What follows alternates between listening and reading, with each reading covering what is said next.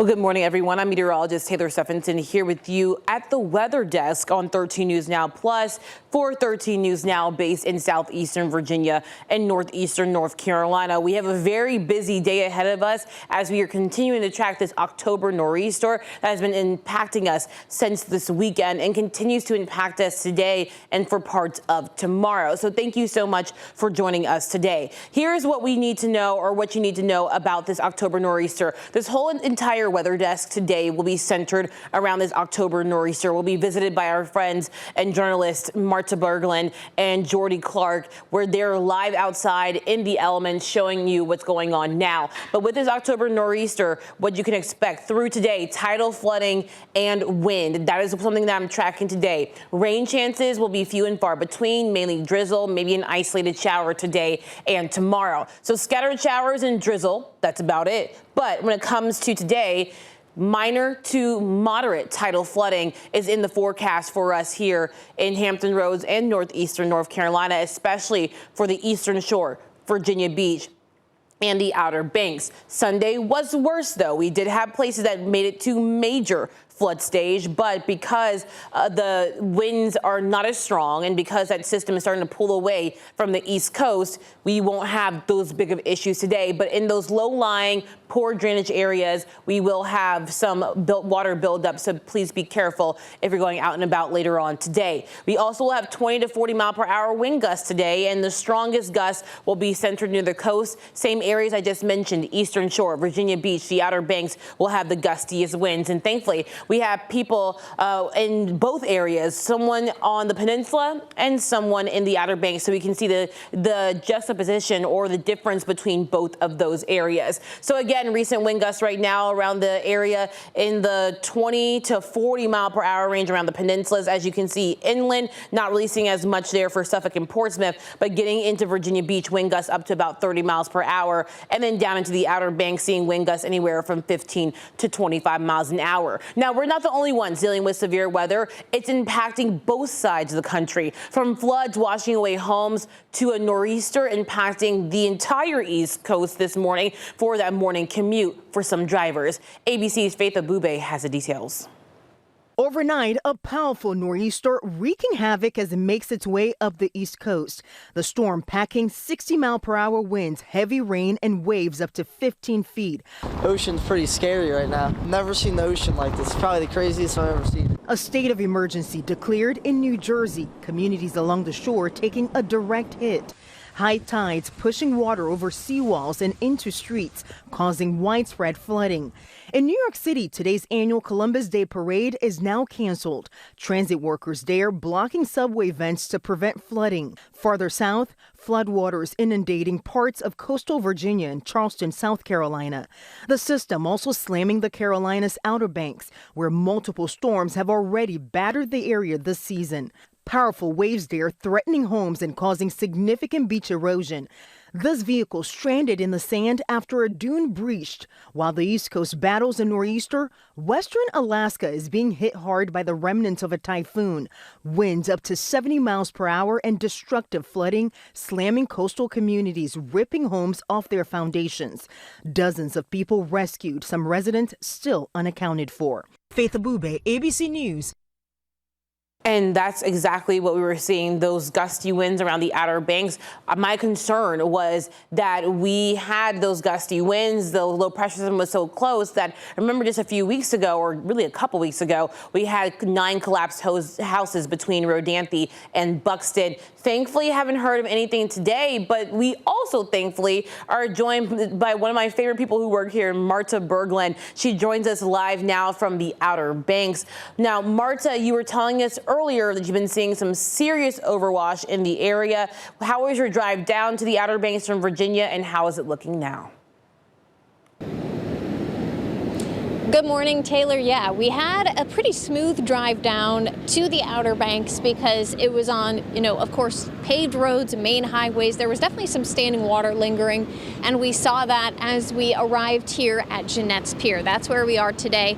We are north of those portions of NC 12 that are closed this morning, but we are still seeing the impacts of this nor'easter that moved through. First, I wanted you to take a look at the sand, where we just have all this coral and gunk that has washed up on the beach basically from this erosion, from this overwash. The beach here is basically covered in this washed up coral this morning. So that is one of the impacts. We definitely have high winds, and then you can see those choppy waves banging up against the end of the pier this morning. But I will say, the visitors to the Outer Banks are a resilient bunch. They are not going to let this system ruin their vacation. You can see there's plenty of people out here at Jeanette's Pier this morning. We've talked to some fishermen who say, yeah, these conditions make the fishing tough. You got to keep those lines tight. But when you're on vacation, when you're on a trip, you make do with what you have. So we've seen people walking the beach, taking a look at the waves, walking out to the end of the pier and enjoying what they can. It's not as dreary out here anymore. We've got some sunshine peeking through the clouds, but that surf is still definitely choppy. We've got double red flags flying right now. So no swimming allowed. Definitely seeing that wash up from the ocean from earlier on. But things are improving here on the Outer Banks, and that is good news. We've talked to those visitors throughout the morning, and we'll continue to track conditions here. Do want to mention, once again, NC-12 on Ocracoke Island is currently still closed. That ferry service from Hatteras also still suspended right now. They forecast that it will open by this afternoon, but of course that just depends on the conditions we see and the tide levels as we head throughout the day. Taylor, back to you. Hey, Marta, I wanted to ask you a question real quick. From what I can see now from your live shot, it looks like it's way less windy. Tell me a little bit more about like how the winds were this morning compared to what you're seeing right now.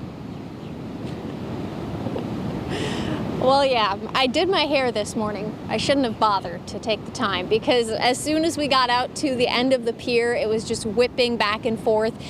It's definitely windy still on the beach. I think as you get to the end of the pier, the wind really does pick up, but conditions are certainly improving. I don't know if Michael wants to show you over to this side. We can see the double red flags are flying over here. That can show you that we're in a pocket where the wind isn't too terrible, but the windy conditions still do persist down here at the Outer Banks. So yeah, that's been a concern pretty much all morning long, Taylor. Thank you so much, Marta, and thank you for being out there. We'll have more from you later on today, but stay safe, of course, as those winds continue to pick up, and we are watching for some moderate tidal flooding later on this afternoon. Thank you so much. Now, let's go back and to talk about this moderate tidal flooding that we do have. We have some updates on our alerts this morning. For our coastal flood alerts, this lasts through tonight. We have the potential for seeing minor to moderate flood stage here in Hampton Roads in northeastern North Carolina. For Norfolk, Portsmouth, Chesapeake, Suffolk, also including Isle of Wight and Surrey County, going up into the peninsula's northern neck, down into the middle peninsula and into the peninsula, we do have now downgraded to a coastal flood advisory in those areas for that teal color. In the green color, that continues with our coastal flood warning. Again, this is through tonight for the eastern shore, Virginia Beach, and most of the Outer Banks. So be very careful. In the areas in this green color, that is where we could see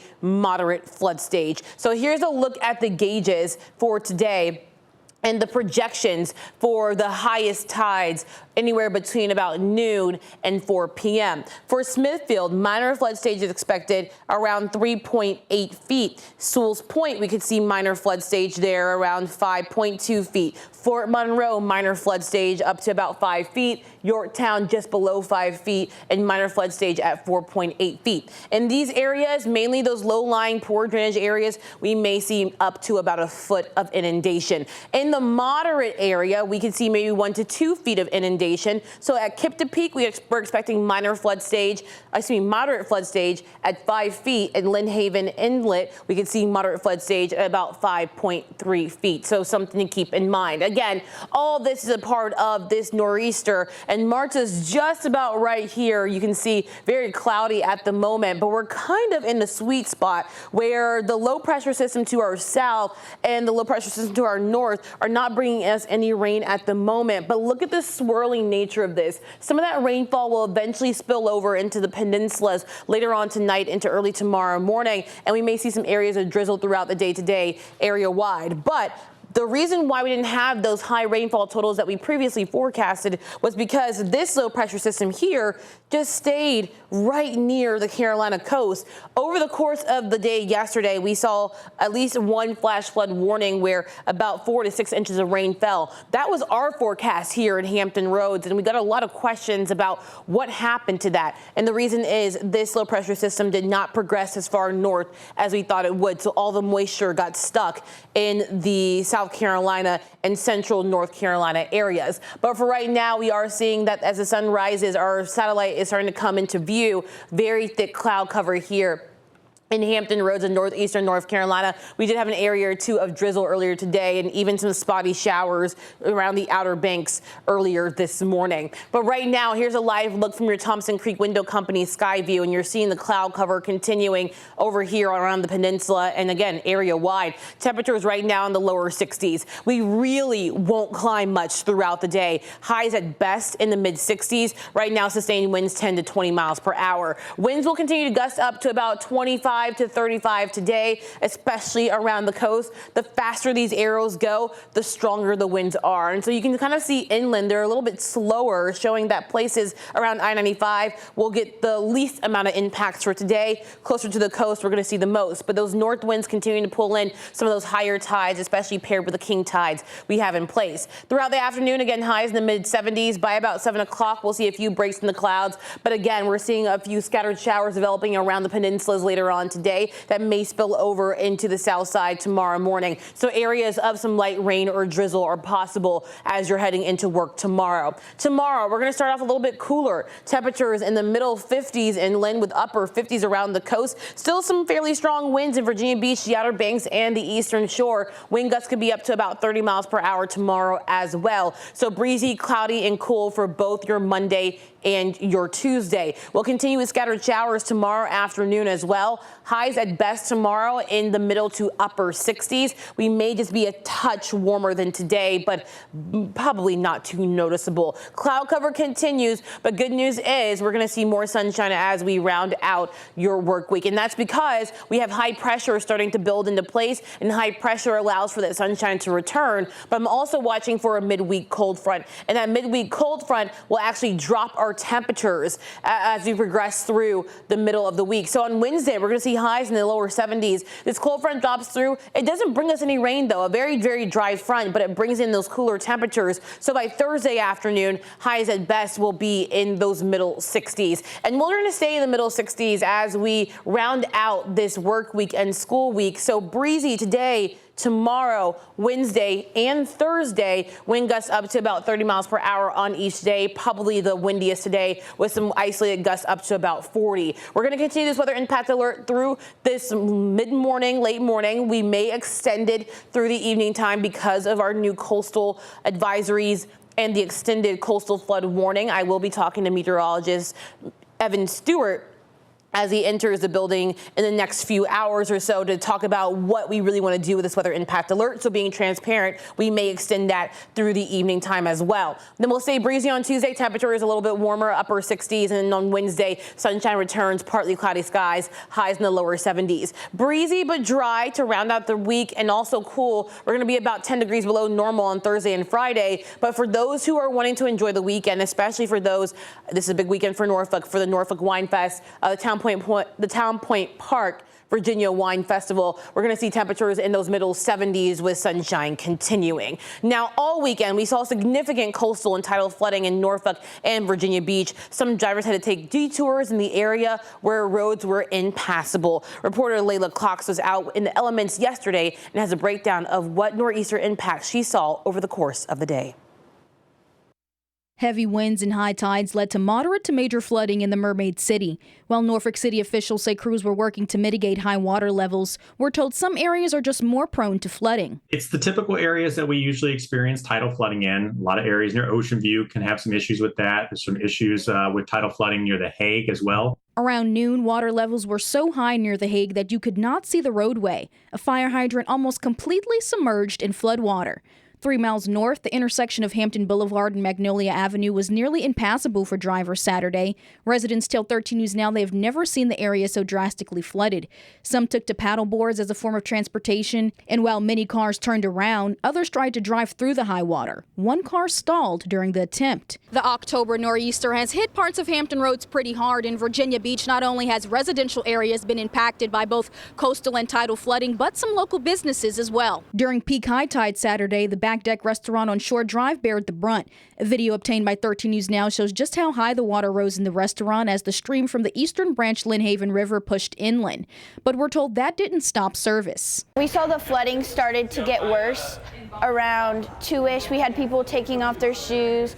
However, the bar was still open. Hampton Roads residents should still monitor the forecast and safest travel routes. High flood levels are likely to linger into the start of the work week. Layla Cox, 13 News Now. And today, because of this nor'easter, several school districts changed their schedules. Norfolk Public Schools are closed today, but will have a virtual parent-teacher conferences available. Accomack County Public Schools, Northampton County Public Schools, and Poquoson City Schools will also have a virtual learning day. The York County School Division will be closed all day to staff and students. Now, after the break, we'll talk to our next reporter. That's reporter Jordy Clark, who's out in the elements on the peninsula. I'll talk to her about conditions there, plus a look at your tropics. Stay with us.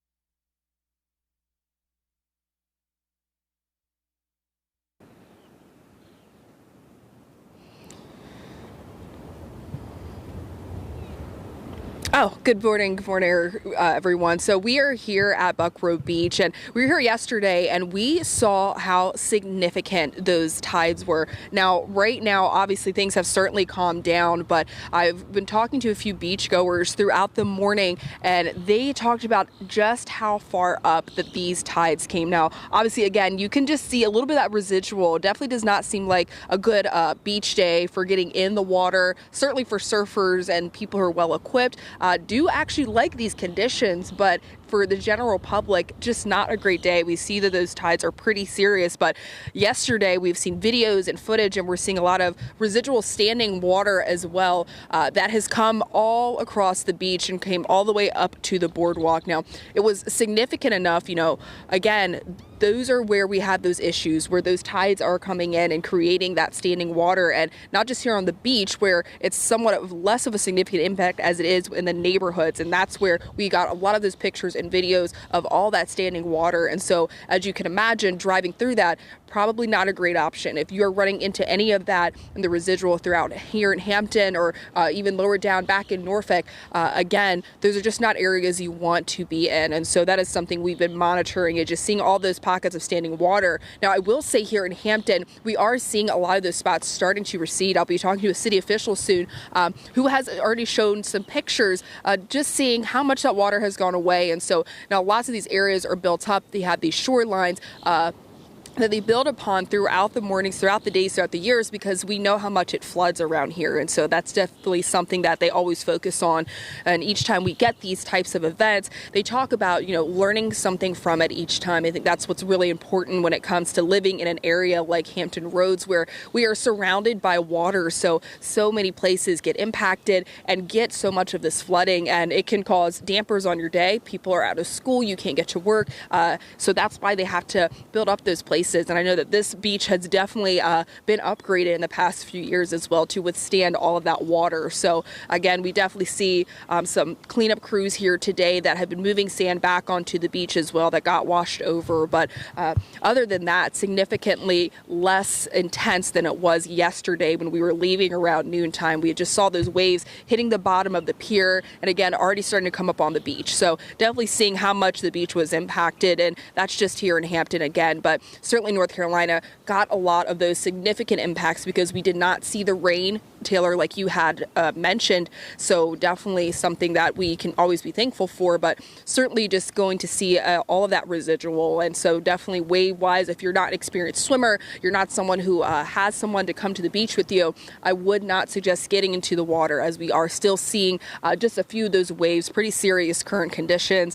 Rip currents as well can always be of concern. I have talked to people here as well who have talked about how much that there are rip currents here too, as much as it doesn't seem like it, they are. So again, if you're not an experienced swimmer or a professional surfer, you have someone here, it's just not advised to go into the water. It's just better to play it safe than sorry, because again, while we're not seeing any direct impacts or rain or any high tides, we are just still seeing kind of rough surf. So certainly something to be mindful of, and certainly something we'll talk to city officials about as well, just, as they prepare to clean up so people can move about throughout the week. But again, if you're not new to Hampton Roads, then you know that this is it's just an issue that we're all able to deal with. But, always highlighting and just seeing those spots to just be safe and just be mindful of as you move throughout your morning and throughout the week, and, continue those cleanup efforts from the nor'easter.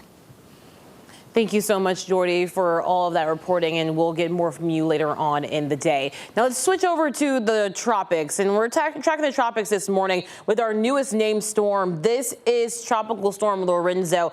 For perspective, this is the coast of Africa, so it's well out into the eastern Atlantic, and good news is it's not going to impact North America at all. Lorenzo continues to track to the northwest, now at 17 miles an hour, so booking it, and right now 45-mile-per-hour sustained winds, gusts up to 60. We will get our next update on Lorenzo at 11 a.m. And for the latest on that, you can head to 13newsnow.com or join us for live impact news here on 13 News Now Plus. The track of Lorenzo takes it due north over the next day or so, and then actually turns it right back towards the coast of Africa. There may be some indirect impacts with some higher surf, rough rip currents there at the Azores, here offshore into the west of Europe. But again, this is going to be something maybe more as it becomes a remnant low that impacts northern Africa and parts of southwestern Europe. So no impacts for us here today. But for more on the hurricane